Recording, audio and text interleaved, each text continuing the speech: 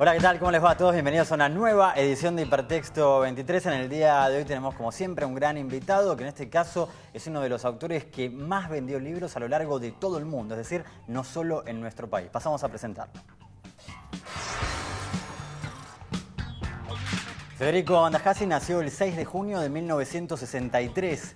Su novela El anatomista lleva vendidos en nuestro país más de 120.000 ejemplares y es uno de los libros argentinos más vendidos en todo el mundo. Otras obras destacadas de su autoría son Las Piadosas, El Conquistador, que obtuvo el Premio Planeta, Historia sexual de los argentinos y los relatos del oficio de los santos. Inés presentaba la apariencia de la santidad. Era extremadamente recatada en su vestuario, pudorosa en sus modos y en sus dichos.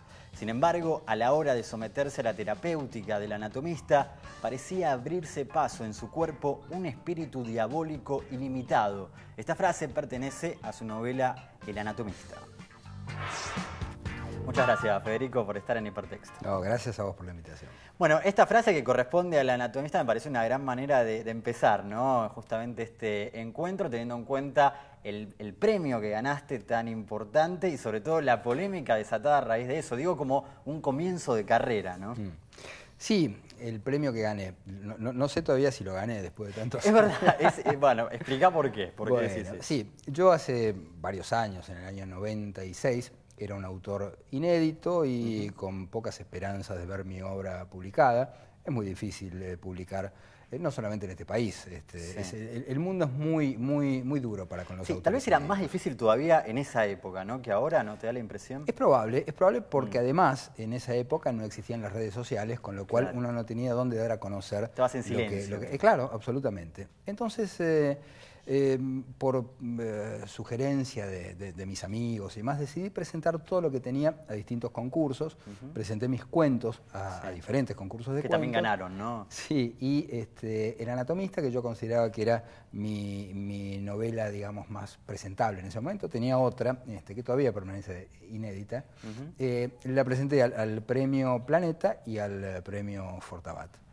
Para mi completo estupor, me fui enterando que iba ganando todos los concursos de cuento a los que había presentado, concursos muy prestigiosos, con jurados que yo admiraba además muchísimo, hasta que un día me llega, me llaman de Planeta y me dicen que estaba como finalista, que estaba entre los 10 posibles ganadores. Aclaremos que teóricamente era algo que no se podía, ¿no? Presentar a dos concursos. Bueno, por eso. Sí. Ahí vamos.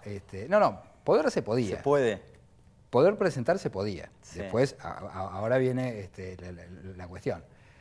Cuando me presento en el Fortabat, sin ninguna esperanza en absoluto de ganar nada en ninguno de ambos premios, me llega al día siguiente de esta conversación con Planeta un telegrama, todavía se usan los telegramas en aquella época, donde me notificaban que había ganado el primer premio.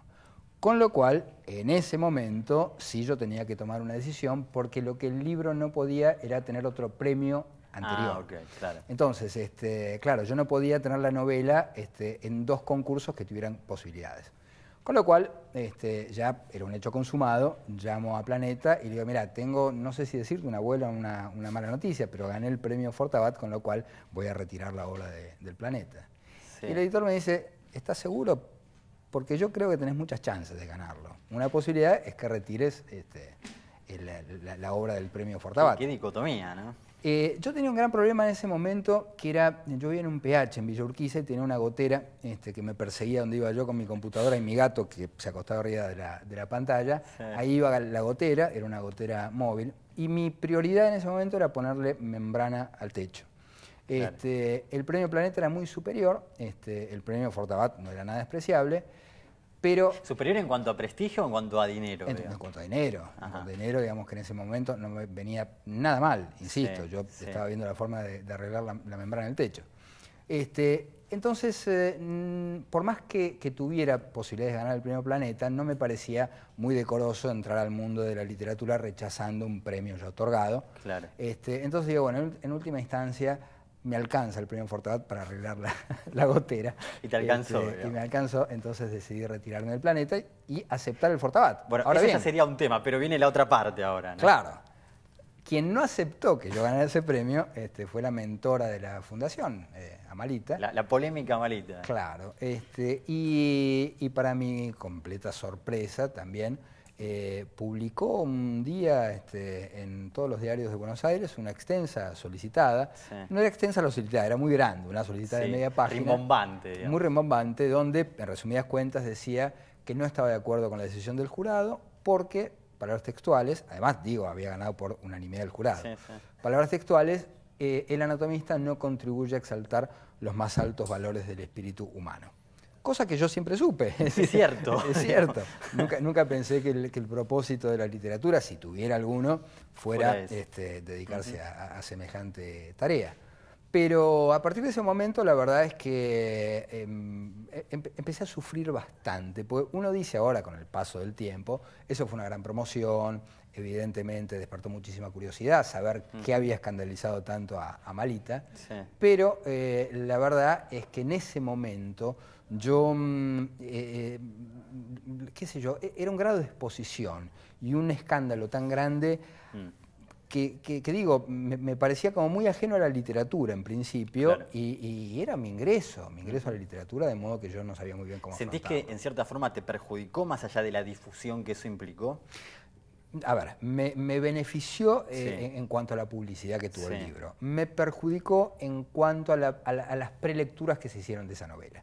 Yo creo que mucha gente fue a buscar un libro escandaloso, fue a ver qué, digamos... que la verdad que visto a los ojos de este año, digamos, no lo es tampoco. No, en absoluto. Pero en aquel momento tampoco. Yo me acuerdo que había salido una nota en el New York Times, un poco burlona, donde decían que, bueno, parece ser que en la Argentina no se puede mencionar el clítoris, porque era un libro que giraba en torno al ahora vamos a explicar eso. Y salió un artículo bastante burlón. Ahora es curioso, porque cuando el libro se publica en Estados Unidos, yo tenía que viajar a Nueva York a presentarlo, pero el comité de censura del New York Times decidió que no podía incluir la palabra clítoris en la publicidad. O sea, que estás perseguido por todos lados. O sea que nunca llegué a presentar el libro. Increíble, en Nueva York. Pero bueno, tuve el enorme privilegio de presentarlo en lugares increíbles. Estuve en Rusia, en Noruega, en Finlandia. El país, el libro se presentó en la mayor parte de los países que publican libros normalmente.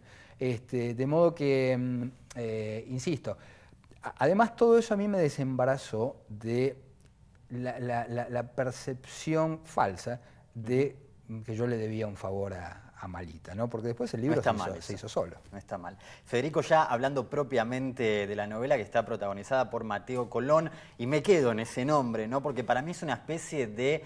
A ver, como de punta de lo que va a ser tu obra por diversos temas. En primer lugar, por el apellido Colón, que esto nos remite a la conquista, y él obviamente ejerce un tipo de conquista que es descubrir nada menos que el clítoris de la mujer para enamorar precisamente a una mujer que era una prostituta con la cual él había estado. Digo, ¿sentís eso, que tocás varios temas que después se van a repetir a lo largo de tu obra, como el tema de la sexualidad, bueno, que tanto escribiste, ¿no? Sí, pero además esto tiene un basamento para mí inverosímil, y es que Mateo Colón existió, claro. Digamos, hubo un tipo en el Renacimiento que, llamándose Colón, siendo tocayo de Cristóbal, se atribuye el descubrimiento del clítoris. A mí me parecía increíble que este órgano tuviese un descubridor, e insisto, además que se llamara Colón, ¿no? Entonces me parecía que esto merecía una novela, porque además cuando voy a buscar bibliografía sobre Colón, me encuentro muy pocas cosas. Una breve nota en la Enciclopedia Británica, otra en la Enciclopedia Italiana, pero muy pocas noticias. Una de las cosas que vos explicaste es que esto capaz que tenía que ver con el tema de la censura, ¿no?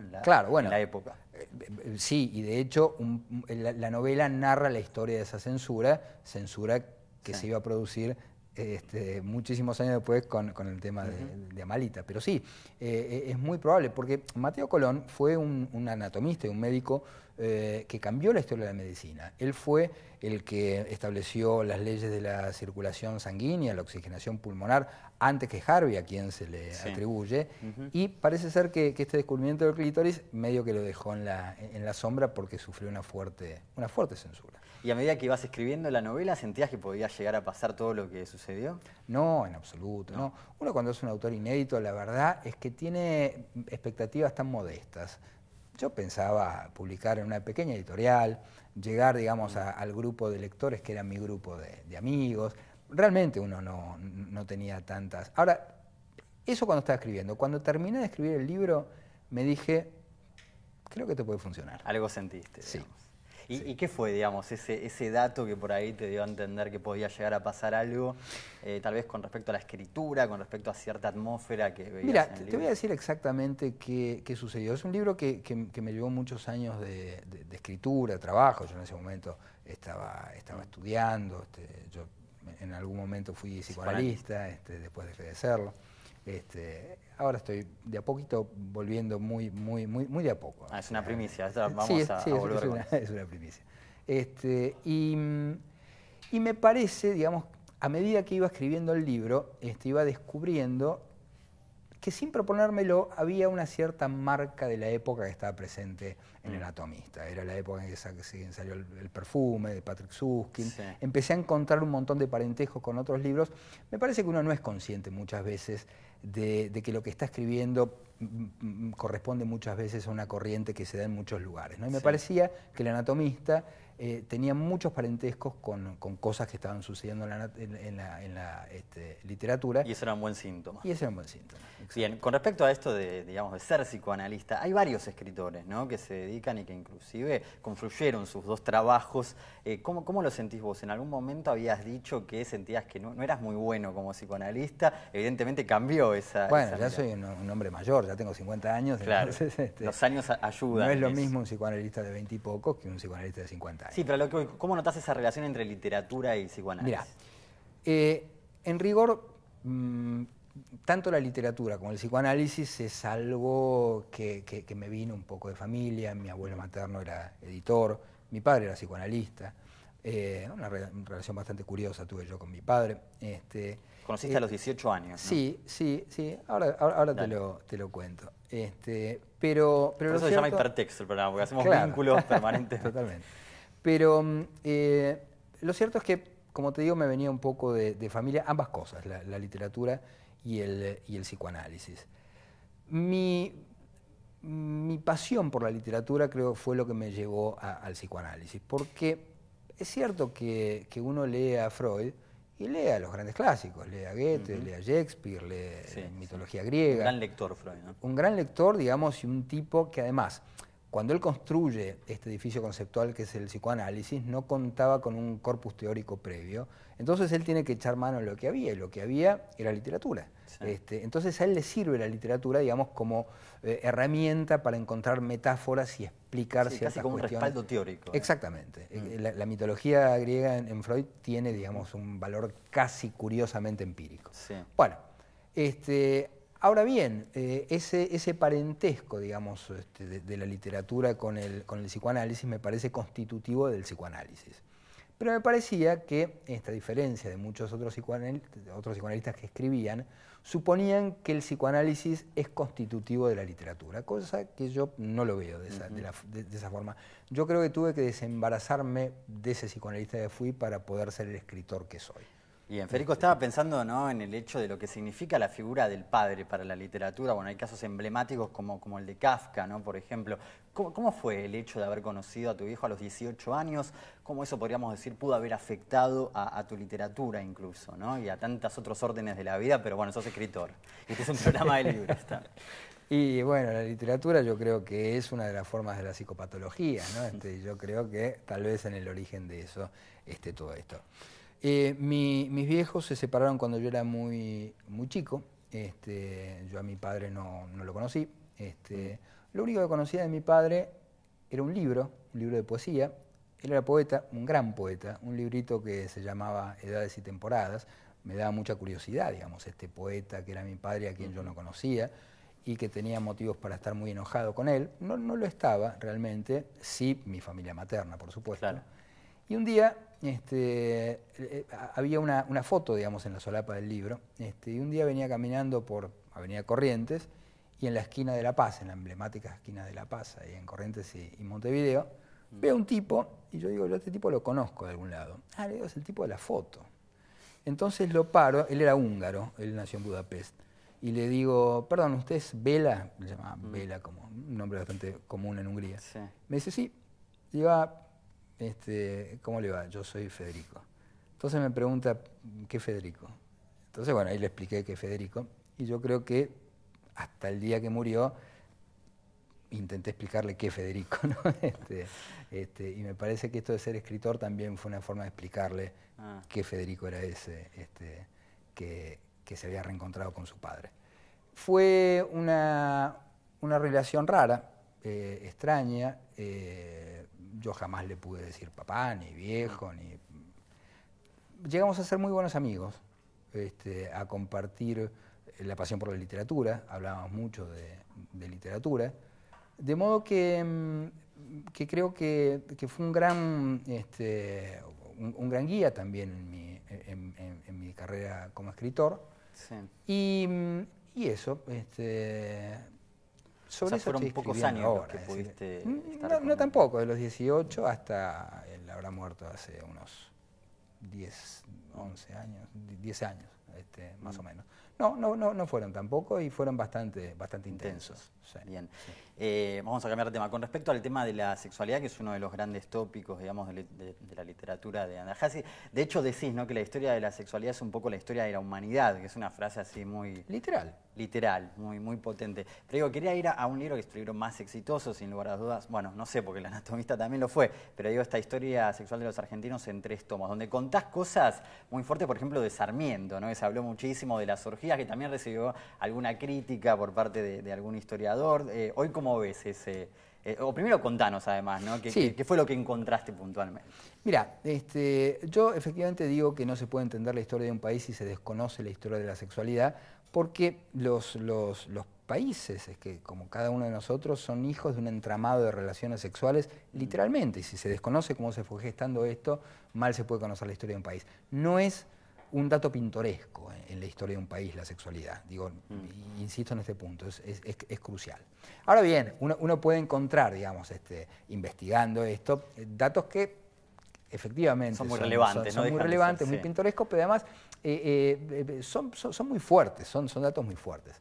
Sarmiento fue un tipo realmente increíble. Muy complejo, ¿no? Muy complejo, pero además de complejo, un gran escritor, qué sé yo.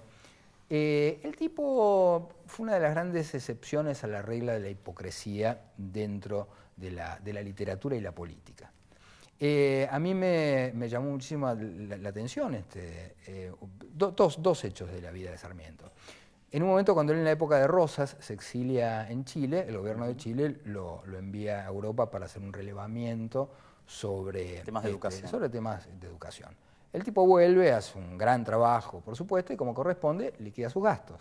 Sí. Yo tuve en mis manos esa lista de gastos, que además Sarmiento las publica en un libro. Es fantástico. El tipo está en Italia, entonces está en Milán, ¿no?